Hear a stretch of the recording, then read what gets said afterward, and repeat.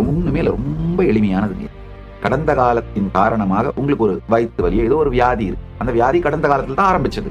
தலைவலியோ வயிற்று வலியோ இல்ல உடம்புல இருக்க ஏதாவது ஒரு தீராத வியாதியோ வலியோ ஏதோ ஒண்ணு, இல்ல மனசுல இருக்கிற தீராத ஒரு மலியோ துக்கமோ குற்ற உணர்ச்சியோ சங்கடமோ ஏதோ ஒண்ணு, இதெல்லாம் நித்திய பிரளயத்தாலே விழுங்கப்பட்ட கடந்த காலம்.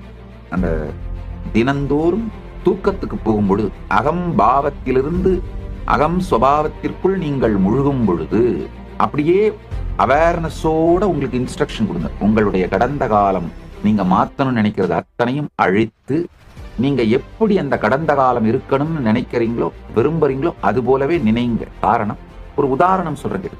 கடந்த காலத்துல ஏதோ ஒரு உணவு தவறாக சாப்பிட்டு இல்ல சரியா சாப்பிடாம வயிற்று பிரச்சனை வந்துருச்சு. போய் அந்த நிகழ்வை அப்படியே பார்த்து அந்த நிகழ்வை அழித்து விட்டு நீங்க சரியான உணவை சாப்பிட்டு சரியா உடம்ப ஆரோக்கியமா வச்சிருந்தீங்க அந்த காலத்துல,